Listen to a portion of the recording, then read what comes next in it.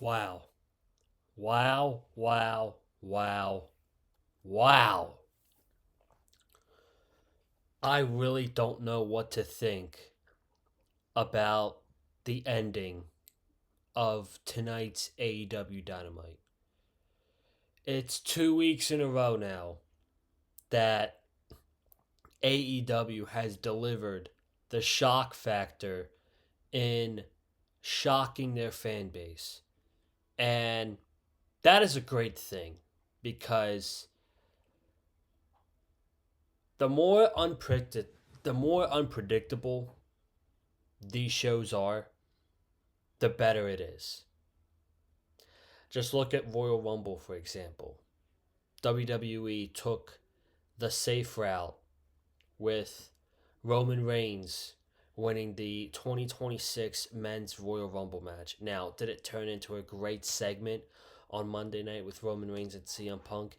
You're damn right it did. But WWE, for months and months, has been taking safe options when it comes to their booking. And AEW, they are taking big swings and they are legitimately shocking their fan base. And I think it's a good thing. And it's just so weird because I don't know what to make of that main event. On one hand,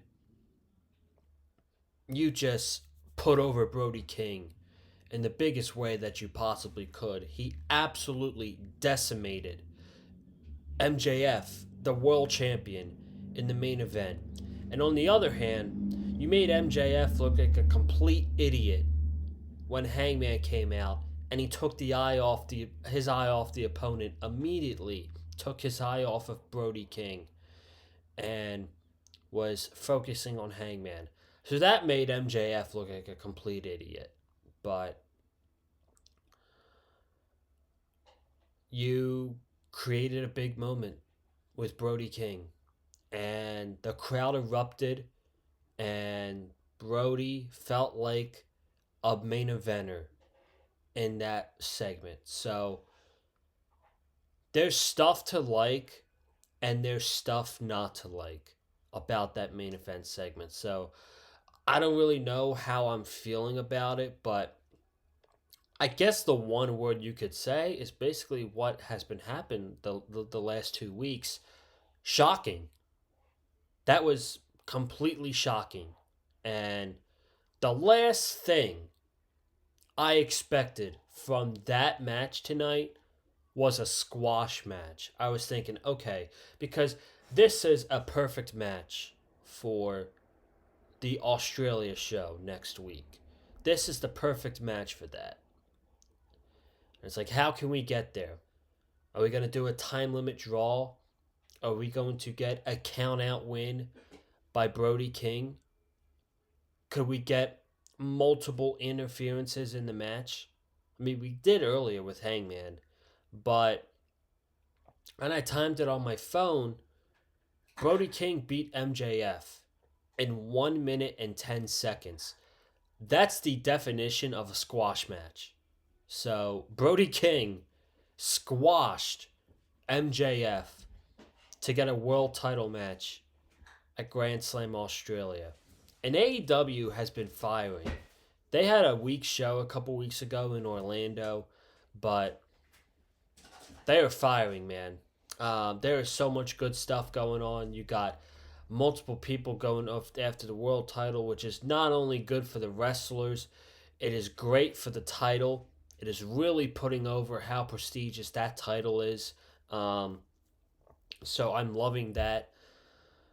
You got people coming after John Moxley's Continental title, and we found out tonight that John Moxley is going to be defending the Continental Championship at Grand Slam against Konosuke Takeshita.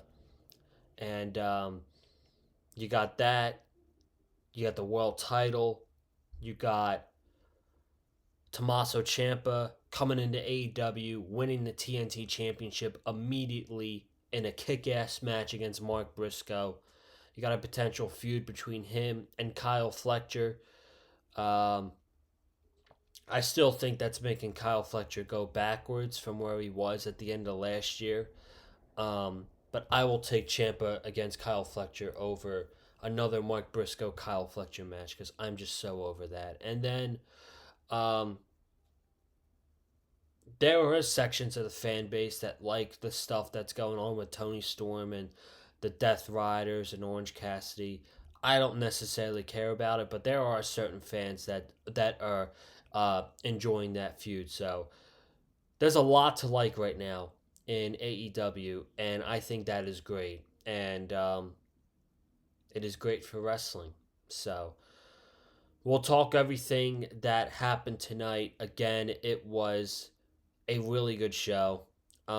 Just like last week. Last week was a really good show. Um, all wrestling. There was not.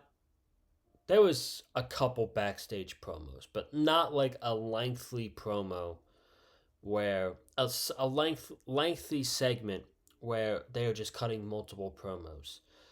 And man, what a drastic difference between watching tonight and then watching Raw on Monday, right? I was live at the show on Monday night, as you guys know. Go ahead and check out the vlog. Um, what a difference between this show and the show on Monday for Raw. Because this show was all wrestling. 7 hours, 7 matches in a span of about 2 hours and 10 minutes. And then you watch Raw, and there's about, what, 4 talking segments. One segment that was just a complete brawl. And then 3 matches in a span of 2.5 hours. So it is a complete 360 from tonight's show to Monday's show.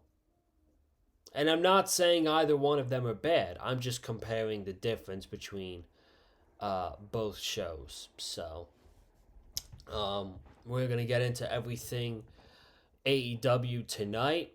I thank you guys for joining me here tonight on the Big Fight Fuel channel.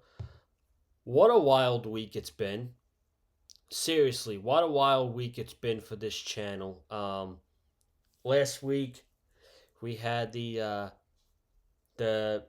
big AEW Dynamite review with Tommaso Ciampa becoming all elite, signing with AEW, 277 views. Then we had the Royal Rumble this weekend, over 1 hour of coverage here on the Big Fight Fuel channel, breaking down that PLE. And then Monday night, I was live and in the flesh at the Xfinity Mobile Arena for Monday Night Raw. And man, just your guys' your guys' support and just checking out every single video, every single podcast that I make, it means something to me, man. It really does. So I appreciate the heck out of you. I will let you all know. If you're coming from Twitter, if you're here on YouTube, if you're coming from TikTok, right now we are marching near 500 views on the Raw vlog here on the Big Fight Field channel, and I post some stuff on TikTok too. I posted the last clip of the Roman Reigns CM Punk segment. That is well over 2,000 views. That is at 2.6K.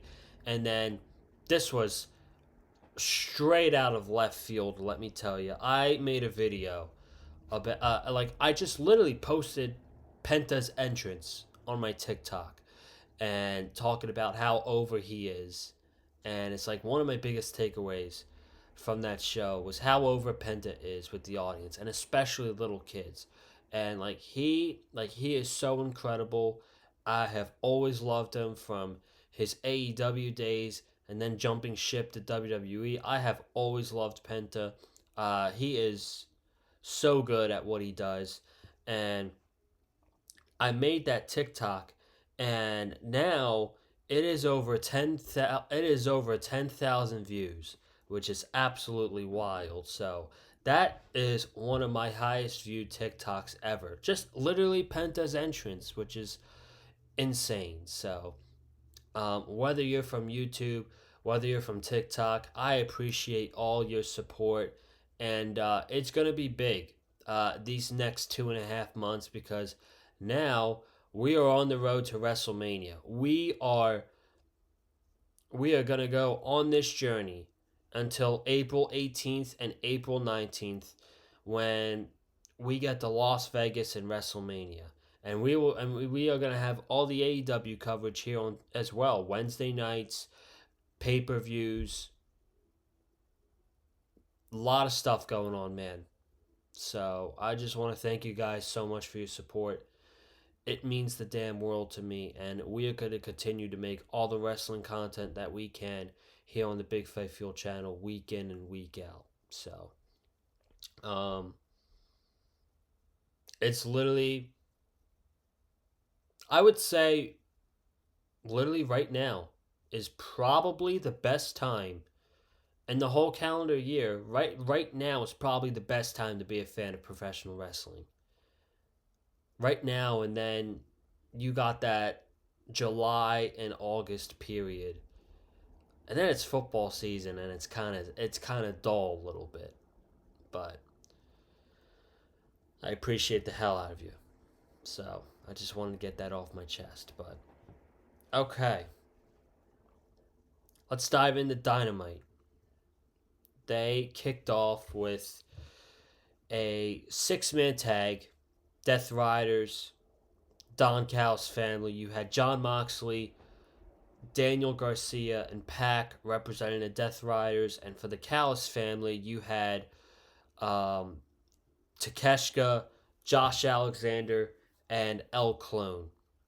Okay, this was fine.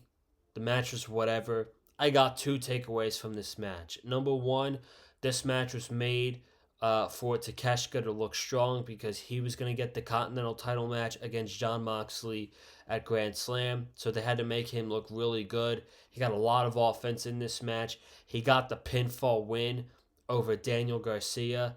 And my second biggest takeaway is El Clone and Pac worked so well together in this match. I need to see a singles match between these guys. I don't care when it happens. It can happen on Dynamite. It can happen on Collision. Give them about 15 minutes. They will put on an absolute banger. They had some really good chemistry in that match. So this match was fine. It wasn't out of this world insane. But the Callis family, they took it this time after the Death Riders took the street fight in Orlando a couple weeks ago. Takeshita um, with the tilt-a-whirl Falcon Arrow on Daniel Garcia got the win for the Don Callis family.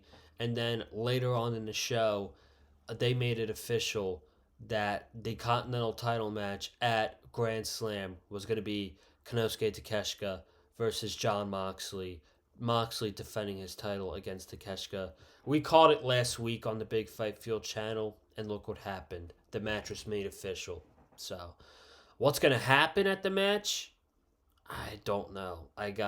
We'll probably do some quick predictions next week's review. So I honestly don't know. That's a little bit of an unpredictable match. So, but we went from that to more Death Rider stuff. The Death Riders weren't actually involved in this, but we had Tony Storm and Orange Cassidy against two local jobbers. They ended up winning in about 4 minutes, and they did a segment, Collision on Saturday, where Tony Storm was cutting a promo, and they challenged Wheeler Yuta and Marina Shafir in a hair versus hair match at Grand Slam Australia. So Tony cuts a promo. She's getting scared. I'm not gonna say what she said on the microphone, but because it is very inappropriate. I'm not gonna say it, but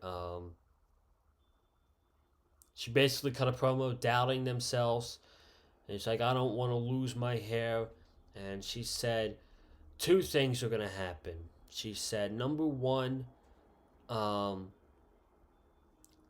either Orange Cassidy is gonna look like a cute short man with bald hair, or Marina Shafir is gonna get her hair cut off by timeless Tony Storm, and she's going to look like her friend Mox. So the only thing they need to clarify with this is what's the stipulation, because I saw on Saturday that that the person that takes the losing pinfall uh, is gonna lose their hair, and now tonight they're saying she's cutting a promo how Marina Shafir is gonna lose her hair and become bald, and I mean literally I saw the graphic on Saturday. I'm like, okay, this match is designed to cut Wheeler Yuta's hair 100% because he's got the long hair over his eyes. He's had it for a couple years now. It's just been going over his eyes. So this match is probably designed to cut Wheeler Yuta's hair. And then they say cutting both of their hairs. So I'm a little confused about what the stipulation is, but I mean, a lot of people are into this, which good for them. I'm just having a hard time caring about it, and these Tony Storm has been feuding with Shafir for too long. Orange Cassidy's been feuding with the Death Riders for too long. We just got to move on after this match. Just move on and get them to do something else. So, so we had that match. Mark Davis versus Hangman Page was my favorite match of the night. On the match card where we had Kenny Omega versus Andrade, this match was my favorite. This was such a great match, and we all knew Hangman was gonna win.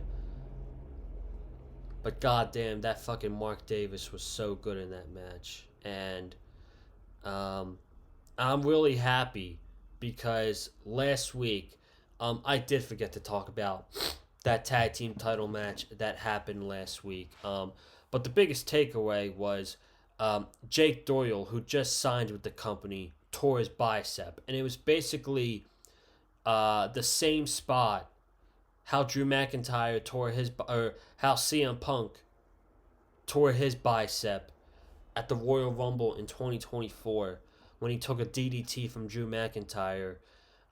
Doyle took a DDT from, I believe it was Cash Wheeler, and he held onto the rope immediately and shouted, "I tore my bicep." And that kind of was the match going kind of down a little bit. So it's very unfortunate for Doyle, and I felt bad for Davis because usually when your tag team partner gets hurt in a serious matter, usually you're out for a long time too.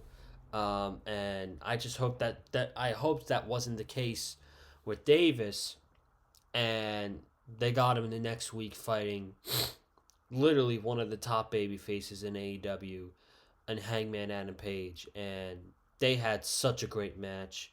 Davis was awesome. They're fighting on the outside, and Davis has such a red chest, and he throws Hangman against the ropes. Hangman comes back, gives him a clothesline. It was okay. It didn't do anything of effect, but Davis took control, launched himself on a Hangman Page, who was sitting on the steel chair, onto the barricade. Then they're in the ring, and Hangman's doing all of his shit. And he does the clothesline from in the ring, where the opponent's out the ring. And he did one, he did two, and then he ran while Davis was standing on the outside of the ring on the apron. And Hangman ran, slid under Davis because he wanted to do a sit out, a power bomb onto the floor, I guess. And Davis just jumps up and he just squashes his chest. That was a hell of a fucking counter by Davis. And then he went for the same barrier splash to Hangman. Hangman ducked, went over the barricade, and there was a section in the stands where they were in a theater in Las Vegas tonight, which looked really cool on TV. Only about 1,700 people there, but the venue looked really nice. And he's on top of like the walkway, I guess, of that section, and he does a moonsault off the rail on the outside to Davis. Davis goes for a sit-out powerbomb, but Hangman reverses it into a Frankensteiner, and Davis kicks out. Davis nearly knocks Hangman's head off with a big-time lariat, which folded Hangman inside out. And then this was the spot of the match.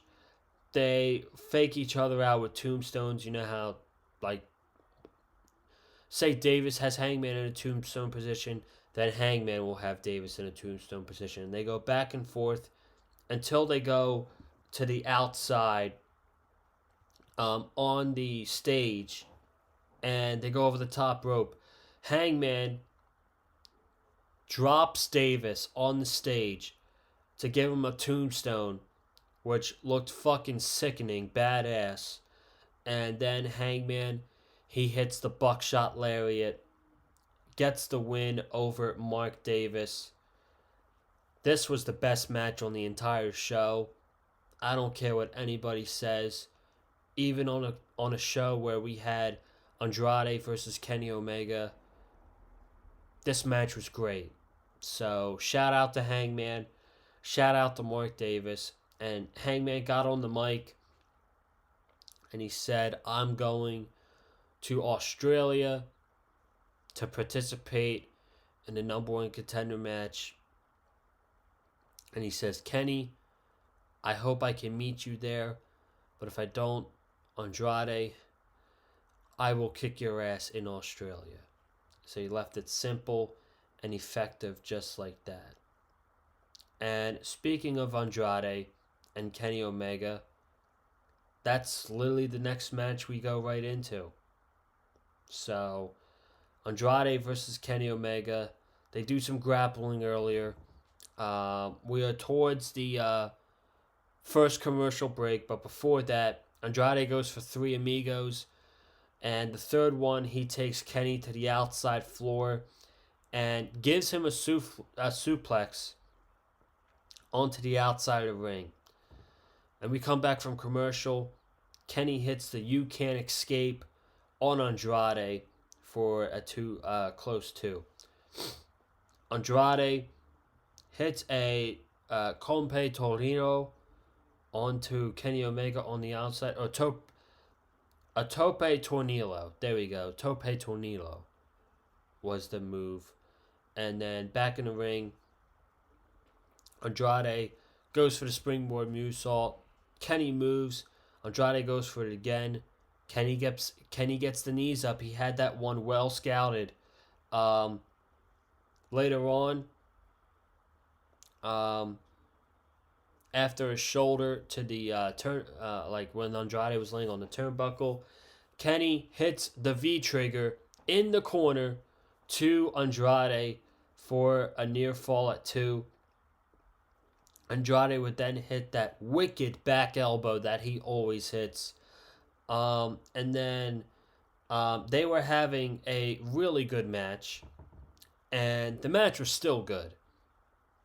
But we got to the finish here. Callis gets on the apron. And the referee is checking on Kenny. And Don Callis tosses Andrade the screwdriver. And then the referee sees Callis. So Aubrey goes over to Don Callis. This brings out Swerve as he's about to hit Kenny with the screwdriver. Swerve takes the screwdriver. Kenny gets Andrade up for the one-winged angel. The referee sees Swerve with the screwdriver, so Aubrey is furious with Swerve. Andrade jumps off Kenny, gives him a low blow, and he hits him with the DM, the twisting back DDT. I think that's what it is, but he calls it the messenger. And for a second week in a row, Andrade gets a massive upset win on Dynamite. Last week, he beat Swerve in the main event. And this week, he beats Kenny Omega. And now it's official. Number 1 contenders match in Sydney, Australia next week. Hangman Page versus Andrade El Idolo. Winner goes on to face MJF at Grand Slam. And I'm excited. I do think Hangman's absolutely winning that match. There's no shot. I mean, Andrade has looked outstanding the past couple weeks. So, he's looked outstanding. And he's gotten wins over Swerve and Kenny Omega. But I don't think he's beating Hangman next week. The story is already there with Hangman and MJF. It's already there in place. They would be wrestling each other on the same show they opened last year, which is Revolution. Last year, that was the opening match, Hangman and MJF. And you also have the story that MJF has never beaten Hangman in his career. Last year at Revolution, Hangman won. And then last year at Forbidden Door, when Hangman was the world champion, MJF was the second challenger where he didn't have to cash in the briefcase and all that shit. And you had all the drama with Mark Briscoe and the interference of that match at Forbidden Door. Hangman won. And by the way, I really didn't like that match at Forbidden Door. I mean, it was fine for wrestling standards, but the way it was booked, I just didn't like at all. So I didn't like that match back at Forbidden Door. And if Hangman wins, they're going to have a chance to rewrite themselves in the main event at Revolution on March 15th. So Andrade has looked outstanding. And Andrade's looked outstanding. I just don't think he's beating Hangman next week, because we've already got a story in place with MJF and Adam Page. Babes of Wrath, Willow Nightingale, and Harley Cameron against Mega Bad. I'm sorry, that's a horrible tag team name. Megan Bayne and Penelope Ford. We're going to fly by these next two matches.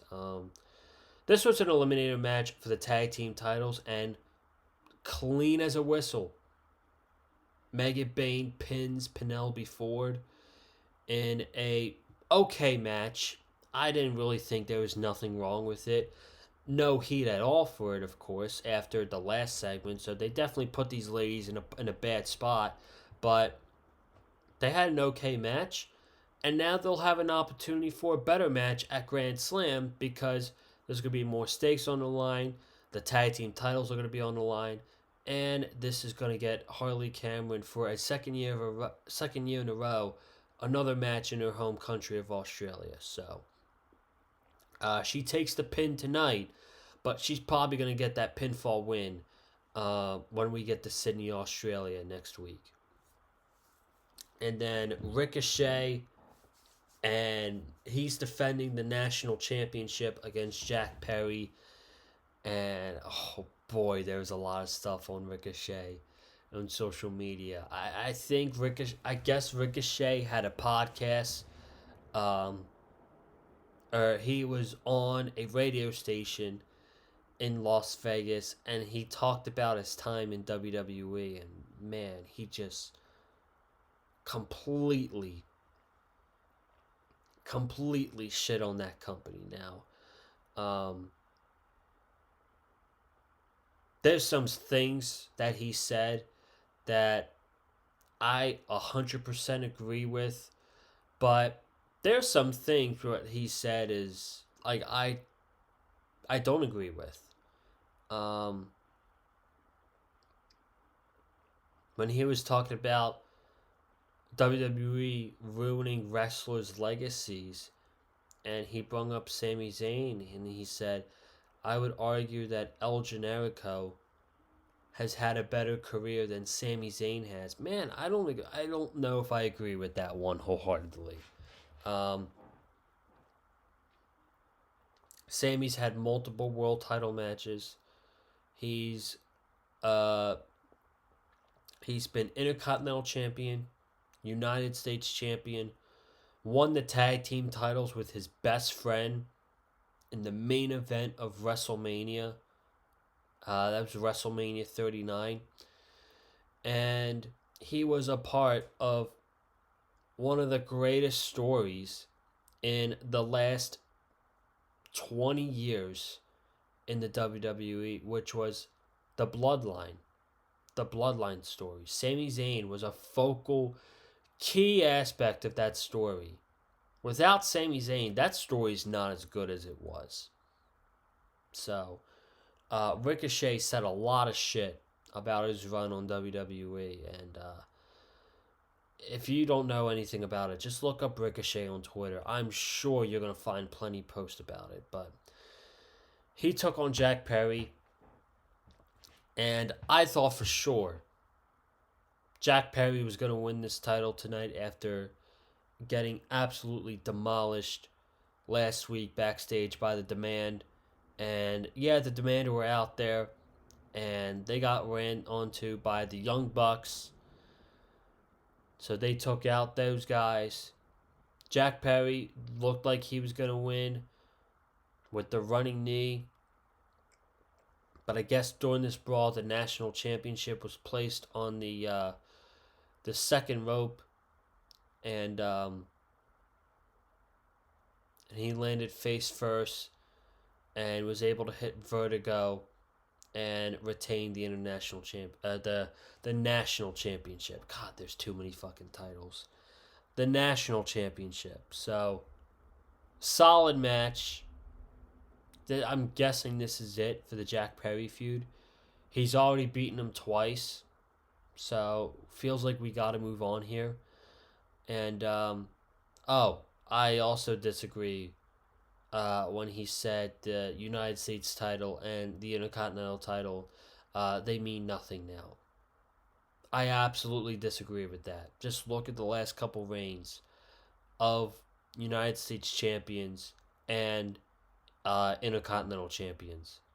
You think that title meant nothing when it was in the hands of Gunther? You think that title meant nothing when it was in the hands of Braun Breaker? Absolutely not. Absolutely not. So, that's another thing that I disagree with that Ricochet was talking about today. So, all right. your main event, I guess this was more of a segment than a match because, my goodness, like we talked about earlier in the beginning of this podcast, um, I don't really know how I feel about it besides the fact that I was fucking shocked. I couldn't believe it. We had MJF and Brody King in an eliminator match for the AEW World Championship. And first of all, there's a really loud fuck ice chant, um, which put a big smile on Brody King's face because a couple months ago at Grand Slam Mexico, Brody King wore a shirt that said "Abolish Ice," and that is a big talking point in this world right now. Is the attacks by ICE, particularly in Minneapolis, Minnesota. Um, so the bell rings. They get a face to face, and Hangman comes out, and MJF immediately, like an idiot, gets out of the ring, starts arguing with Hangman on the apron. He's like, "Don't cross this line. Why are you out here during my match?"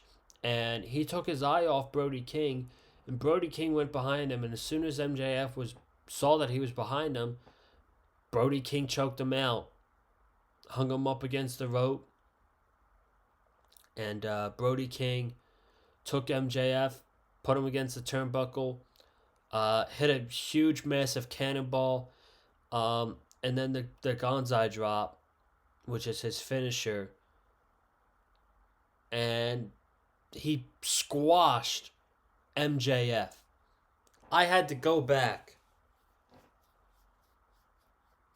Sorry. I had to go back and watch it again because I couldn't believe my eyes when I was watching it. I'm like, I gotta time this. And I timed it, and that match went 1 minute and 10 seconds.